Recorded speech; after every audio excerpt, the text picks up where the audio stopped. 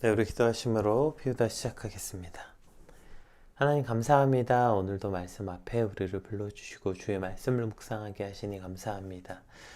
오늘 말씀을 통해서 참 안식을 누리는 자, 하나님께 영광을 돌리는 자의 삶, 주님 오늘 우리가 그러한 삶을 살게 하시고 그 길에 들어서는 자들이 되게 하여 주시옵소서.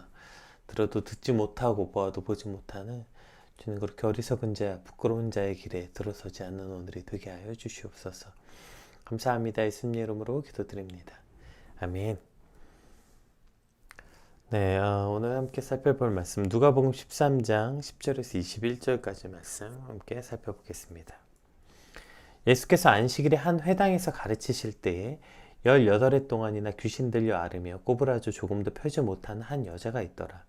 예수께서 보시고 불러 이르시되 여자여 내가 내 병에서 놓였다 하시고 안수하신 여자가 곧 펴고 하나님께 영광을 돌리는지라.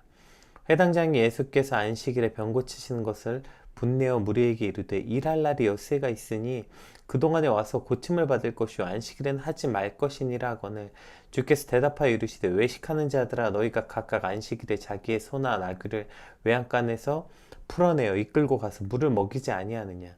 그러면 18해 동안 사탄에게 매임받은 이 아브라함의 딸을 안식일에 이 매임에서 푸는 것이 합당하지 아니하냐. 예수께서 이 말씀을 하시며 모든 반대하는 자들은 부끄러워하고 온 무리는 그가 하시는 모든 영광스러운 일을 기뻐하니라. 그러므로 예수께서 이르시되 하나님의 나라가 무엇과 같을까? 내가 무엇으로 비교할까? 마치 사람이 자기 채소밭에 갖다 심은 겨자씨 한 알 같으니 자라 나무가 되어 공중의 새들이 그 가지에 깃들였느니라. 또 이르시되 내가 하나님의 나라를 무엇으로 비교할까? 여자가 마치 가루 서말 속에 갖다 넣어 전부 부풀게 한 누룩과 같으니라 하셨더라. 아멘.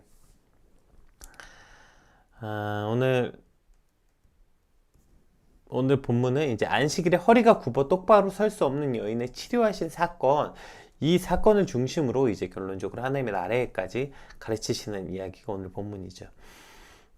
오늘 벌써 안식일에 관한 논쟁은 세 번째입니다. 그러니까 벌써 이 안식일에 관한 논쟁이 계속 반복되는 것들을 볼 수 있게 되는데요. 오늘도 역시 이제 안식일에 예수님께서 이 여인, 그 허리가 굽은 여인을 치료하신 사건에 대해서 분노하는 회당장의 모습이 오늘 본문에 등장합니다. 그동안 안식일 논쟁에서 늘 등장하는 이들, 그러니까 늘 안식일에 왜 병을 고쳤냐고 분노하는 이들은 어떤 사람들이었냐면 늘 바리새인, 서기관, 오늘 회당장까지 대부분 성경적 지식이 뛰어나고 많은 이들을 가르치는 자리에 있는 자, 당시 꽤나 영향력 있는 이들이었죠. 그런데 이들은 자신의 지식과 신념에 사로잡혀 하나님의 영광, 그 기적을 눈앞으로 보고도 인정하기는커녕 오히려 비난하고 분노하는 모습을 계속 반복적으로 보여주고 있습니다. 뭔가 안다고 하고 배웠다고 하고 자기 신념이 명확하다 하는 이들이 어떤 어리석음에 빠져 있는지 보게 되는 것이죠.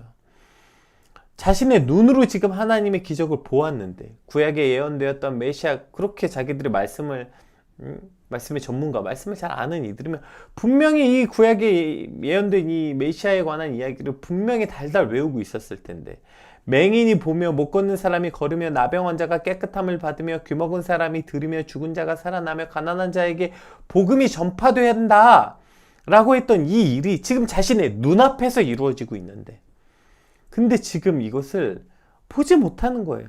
자신의 생각과 신념에 사로잡혀 눈이 있어도 보지 못하고 귀가 있어도 듣지 못하고, 그래서 하나님께 영광을 돌리기는커녕 오히려 화내고 분노하고 있는 이 모습을 보여주고 있는 것입니다. 오늘 말씀을 통해서 내 생각, 내 신념, 내 경험, 그러니까 내 거 말고 하나님의 의도, 하나님의 마음, 하나님의 일하심은 무엇인지, 전적으로 하나님이 행하시는 일은 무엇인지를 좀 살펴보는 그런 시간이 되길 소망합니다. 우리 10절에서 12절 말씀 한번 같이 살펴보겠습니다. 예수께서 안식일에 한 회당에서 가르치실 때에 18해 동안이나 귀신 들려 앓으며 꼬부라져 조금도 펴지 못하는 한 여자가 있더라. 예수께서 보시고 불러 이르시되 여자여 내가 내 병에서 놓였다 하시고, 오늘 본문에는 이제 18해 동안 귀신 들려 허리가 굽어 펴지 못하는 여인이 등장해요. 여기서 허리가 굽었다는 표현은 의학 용어로 이제 척추 손상으로 인해서 등뼈가 구부러져서 허리가 펼 수 없는 병을 가리치는 여인으로 이제 추정합니다. 근데 오늘 이 여인이 이제 등장하는데 우리가 그동안 이제 여러 번이나 어떠한 병 고쳐서 예수님 앞에 등장하는 사람들을 발견하게 되는데 우리가 이제 너무 한쪽에 집중하는 모습을 보게 돼요. 뭐 예를 들면 뭐 그 혈루병 걸린 여인이 뭐 여자 그 사람들을 해치고 예수님의 옷자락을 잡은 사건, 삭개오가 뭐 나무를 타서 올라가서 예수님을 바라본 사건, 뭐 뭐죠? 그 내가 빵 부스러기 내가 개들에게는 줄 수 없다고 했을 때 개들도 주인의 상에서 뭐 먹지 않습니까? 뭐 이러한 사건들 뭐 와서 음, 자신의 종을 사랑한 백부장 사건들 그러니까 예수님이 지금 신약성경에서 계속해서 사람을 고치시고 병든 자들을 고치던 장면이 등장하는데 그러니까 내가 예수님께 와서 구해야 구하고 고쳐달라고 구하는 이들 여기에 너무 초점이 맞춰져 있는 것 같아요. 근데 오늘 본문을 보시면 이 여인은 예수님께서 전혀 예수님께 고쳐달라고 말을 하고 있지 않아요. 그냥 12절에 뭐라고 해요? 예수께서 보시고 불러 이르시되 그냥 귀신 들려서 허리가 꼬부러져서 펴지 못하는 여자가 그냥 있었던 거예요. 그 여자는 그냥 가만히 있었습니다.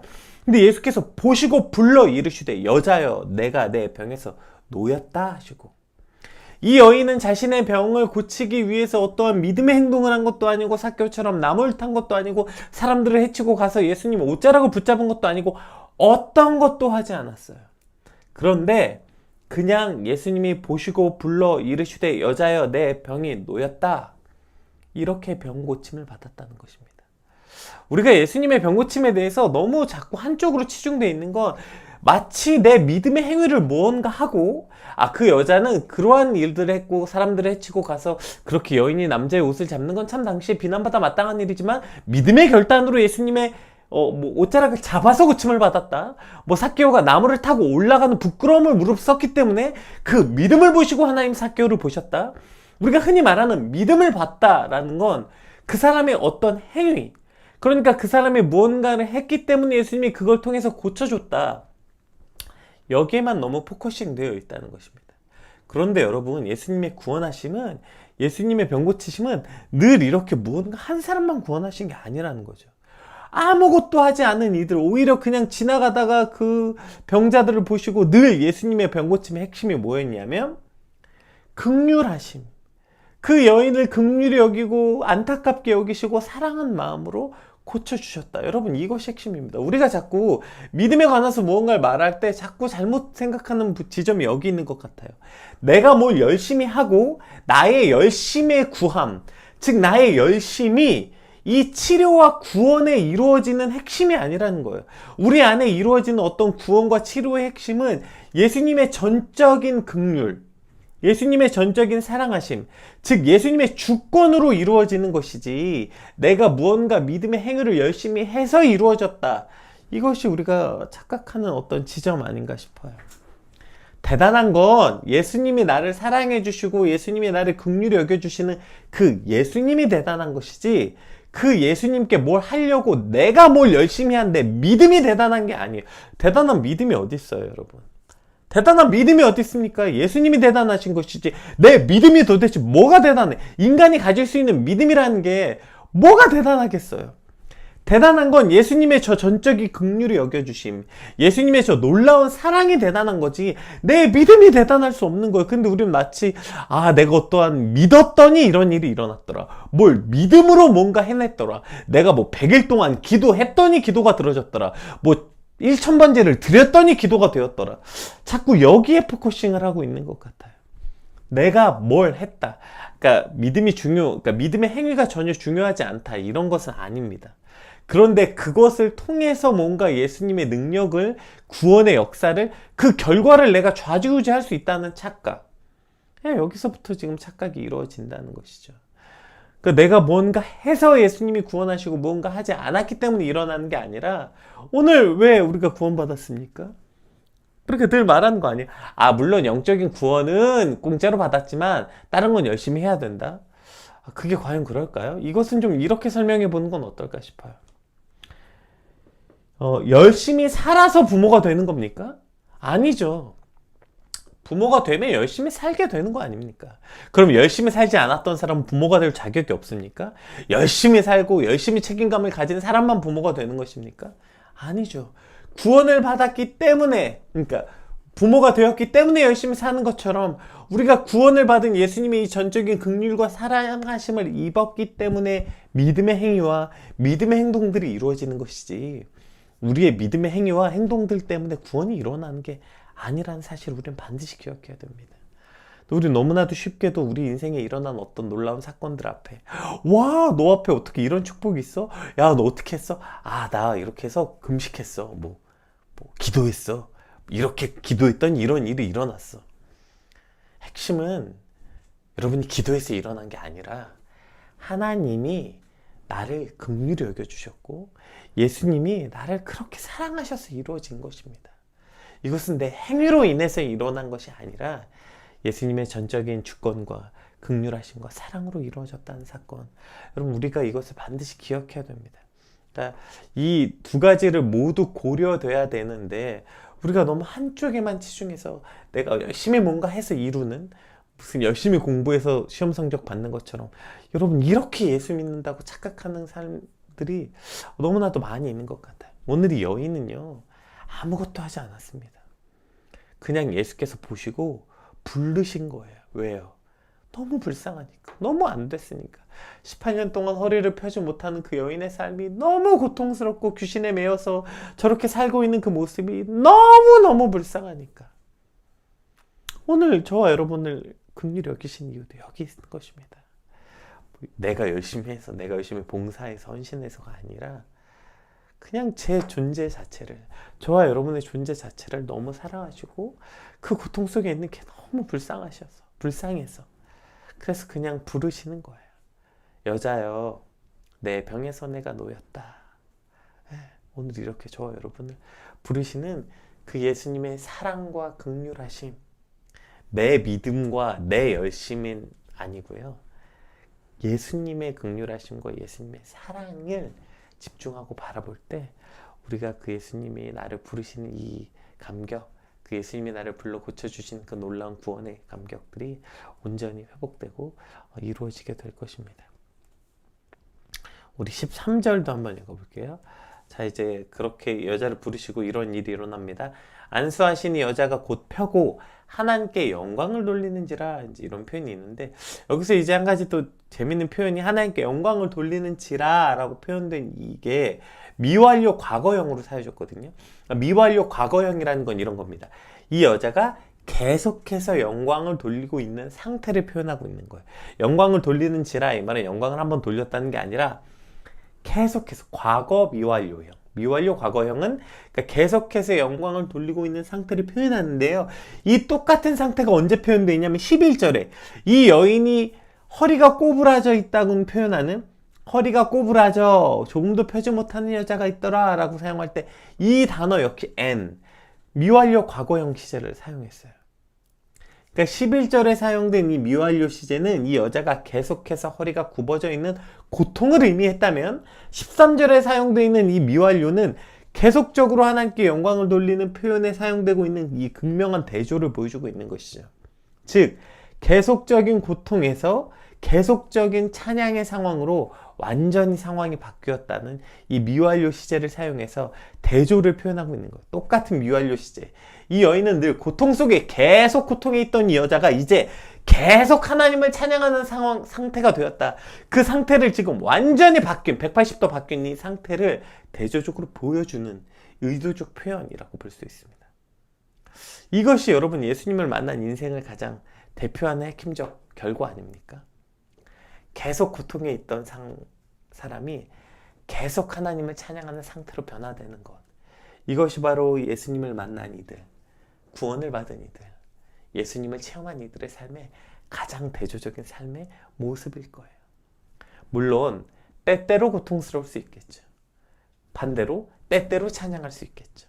그러나 이것이 완전히 바뀌는 것, 때때로가 아니라 주로, 대부분, 계속적으로 고통이 있는가, 주로, 대부분, 계속적으로 하나님을 찬양하는 삶을 사는가, 이것이 예수님을 진짜 소망하고 예수님을 만난 이들의 가장 대표적으로 바뀌는 삶의 모습, 이라는 것입니다. 예수님 만났다고 해서 뭐 제 삶이 완전 바뀌었어요, 뭐 이렇게 됐는데 무슨 술 맛이 똥맛이 되고 담배 맛이 똥맛이 되고 뭐 했던 죄에서 완전히 바뀌고, 뭐 이것도 큰 변화의 모습이겠죠. 근데 안타깝게도 이러한 변화는 지속적으로 이루어진 사람을 만난 적이 거의 없는 것 같아요. 진짜 예수님을 만난 것의 참 변화는 이러한 변화인 것 같아요. 계속적으로 고통에 빠져서 소망이 없고 우울하고 이러한 삶이 예수님을 만나는 순간 계속적으로 그 사랑과 영광을 찬양하게 되는 것, 이것이 정말 예수님 만난 자들의 참 변화 아니겠습니까? 그리고 이 변화는 아까 처음에 말했던 저 예수님의 그 전적인 긍휼하심과 사랑의 주권을 발견하게 될 때 이런 변화를 경험할 수 있게 되는 것입니다. 또 여기서 아주 중요한 것 중에 핵심 중에 하나가, 이 논쟁의 핵심이 뭡니까? 지금 안식일에 관한 논쟁이잖아요. 안식일에 왜 일을 했냐, 이것에 대한 논쟁이잖아요. 그럼 진짜 안식이 뭐냐는 거예요. 이 참 안식이 뭐냐가 오늘 본문 이 장면에서 등장하는 거예요. 늘 이런저런 문제에 매여서 고통 속에서 그냥 안식은커녕 평안이 뭔지도 누리지 못하고 있던 이 여인이 이제 예수 그리스도를 만나서 그 고통에서 벗어나 자유함으로 계속적으로 하나님께 영광을 돌리는 것, 계속적으로 고통에 매여 있던 상태에 있던 여인이 이제 계속적으로 하나님을 찬양하는 상태가 되는 것, 이것이 안식이라는 거예요. 이것이 진정한 안식의 의미라는 것이죠. 계속적으로 매여서 고통 가운데 있는 여인이 하나님을 계속적으로 찬양하는 상태가 되는 것, 이것이야말로 진짜 안식, 진정한 안식일인 것이죠. 안식일에 일을 했냐 안 했냐가 아니라 진짜 안식을 누리고 있느냐가 핵심이라는 거예요. 우리가 자꾸 이 안식일에 대해서 자꾸 잘못 착각해서 뭐 이런 주장하는 요새 학자들도 꽤 많이 있어요. 주일은 안식일, 그러니까 주일이 안식이라는 건 아닙니다. 주일은 안식일 플러스 이제 주일의 개념, 두 가지가 이제 섞여 있는 개념인데, 지금 우리가 지키고 있는 이 주일은 안식일 플러스 부활절 플러스 뭐 이런 여러 의미가 복합적으로 돼 있습니다. 어쨌든 그래도 안식에 관한 의미가 주일에 전혀 없다고는 할 수 없어요. 주일은 안식일입니다 라고 말할 수는 없지만, 그러나 주일에 안식일에 많은 개념이 포함되어 있는 것 사실입니다. 자, 그랬기 때문에, 그런데 주일날 수많은 일을 하느라고 오히려 안식을 못한다, 그건 안식일이 아니다. 그러니까 주일은 최대한 아무것도 하지 말고 딱 주일에 예배 한번 드리고 와서 좀 평안과 안식을 누려야 된다, 이런 이야기를 하는데요. 자, 평안과 안식을 누리는 게 뭐냐고요? 아무것도 하지 않는 상태. 여러분, 이게 안식을 누려집니까? 안 해보셨어요? 아무것도 안 하는 거? 아무것도 안 하면 정말 안식을 누려집니까? 저 죄에 매여 있고 고통에 매인 상태가 아무것도 안 하면 안식해지냐고요. 사실 몸이 아프면 여러분 아무것도 원래 못하는 거 아니에요? 그건 안식이 되냐고요. 여러분, 우리가 안식한다는 건 아무것도 하지 않는 상태가 안식하고 있는 것이 아니라 결국엔 계속적으로 이 고통에 매인 상태가 계속적으로 하나님을 찬양하는 상태가 되는 것이 진정한 안식이라고요.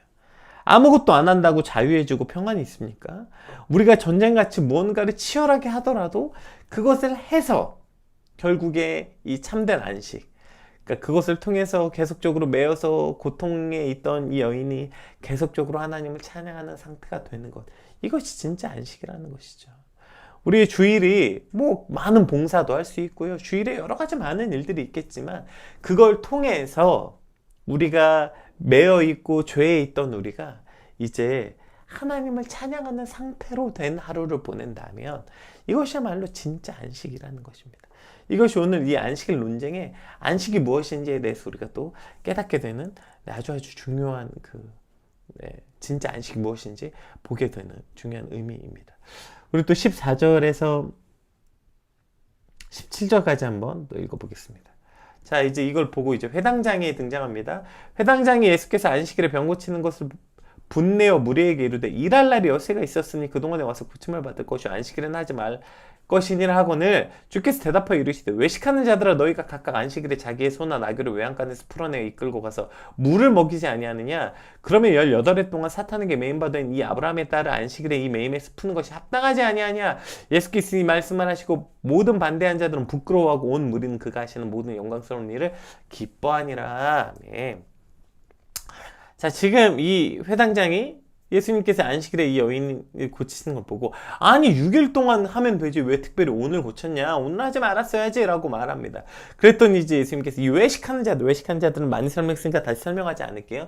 너희가 각각 안식일에 자기의 나귀와 소는 외양간의 숲으로 이끌어가서 물을 먹이면서, 이 아브라함의 딸, 그러니까 이 여인을 좀 얼마나 존귀하게 여기는지 나타나죠. 이 아브라함의 딸을 내가 고치는 것을 합당하지 않게 여기느냐, 이게 무슨 말도 안 되는 얘기냐, 이제 이런 거죠. 그러니까 실제 지금 이 당시에 이들이 생각하는 이 안식일이라는 그 개념, 안식일에 아무것도 하지 않아야 된다는 이 개념은 지금 자신들이 말한 인습에 관한, 자기들이 매는 이 유대교 유전에 관한 법이었잖아요. 그래서 실제로 이 당시 회당장을 비롯한 율법 준수자들은 안식일에 그들의 소나 나귀를 그 마구간에서 풀어내어 물 먹이는 것을 하나의 습관적으로 계속 해왔다고 해요. 그러니까 이게 실제 탈무드에도 기록되어 있는데, 안식일에 동물의 등에 짐을 지우고 몰고 다니는 것은, 그러니까 그 동물의 물건을 지우고 운반하는 것은 금지했고, 동물에게 물을 먹이는 것은 허용했대요. 그러니까 이처럼 자기들 마음대로 자의적으로 어떤 것은 금지하고 어떤 것은 허용하는, 이 말도 안 되는 어떤 이런 규정을 자기들의 뜻대로 해놓은 것을 보면서, 안식일의 핵심이 뭐냐는 거예요. 예수님께서 인자는 안식일의 주인이다 라고 말씀했을 때, 이 안식일의 참 의미가 뭔지도 모르면서 자기들끼리 뭘 저 안식을 지키고 있나, 이런 거죠. 그러니까 너희들은 지금 그 동물에게 물 먹이는 것, 동물이 매여 있는 것은 풀어주고 동물에게 물 먹이는 것은 허용하면서, 지금 18년 동안이나 사탄에게 매임받은 이 아브라함의 딸을 그 매임에서 푸는 것이 합당하지 않느냐, 이렇게 지금 말하고 있는 거죠. 이것이 예수님께서 지금 이 여인을 얼마나 귀하게 여기는지, 그러니까 지금 이 문제의 핵심이 뭐냐라고, 지금 안식일의 가장 핵심이 뭐냐라고 묻고 있는 것입니다. 그러니까 사실 여기서 이제 안식일의 논쟁에 관해서 우리가 좀 전 위에 이제 살펴보았으니까요.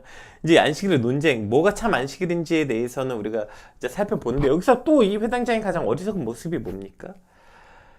그러니까 지금 핵심을 놓치고 있다는 거예요. 지금 여기서 핵심이 뭐예요? 이 매임받고 고통에 있는 여인이 자유함을 얻은 이 놀랍고 기쁜 일, 즉 그 기적을 보았으면서도 하나님께 영광을 돌리고 기뻐해야 되는 일을 보았으면서도 자기의 생각과 자기의 판단, 우리가 서두에 살펴보았던 자신들이 만들어 놓은 규범에 의해서 그것이 옳지 못한다고 자기가 판단해 버리니까, 하나님께 영광 돌리고 기뻐해야 되고 찬송을 돌려야 마땅함에도 불구하고 오히려 비난하고 비판하고 걱정하고 염려하고 화를 낸다고요. 이게 우리가 핵심을 판단하지 못하면, 핵심을 파악하지 못할 때 일어나는 가장 많은 어리석은 일인 것 같아요. 그리고 실제 이것은 오늘 우리 인생에도 일어나고 있는 거 아닙니까? 하나님을 찬양해야 되고 하나님을 기뻐해야 되는 일 앞에 절망하고 주저앉고, 하나님께 감사해야 되고 받은 것에 기뻐해야 되는 일 앞에 화내고 분내고 걱정하고, 이것이 우리의 믿음 없음, 어리석은 모습인 것 같아요. 우리가 하나님께 보세요. 오늘 하나님의 영광이 나타나고 이 여자가, 이 고통받는 여자가 자유함을 얻게 되네. 이것보다 높은 가치가 어디 있습니까? 이것보다 놀라운 일이 어디 있습니까? 지금 성경의 가르침 안에 하나님의 영광이 나타나고 고통받는 사람이 자유함을 얻는 이 두 가지 가치보다 높은 가치가 성경에 어디에 있어요?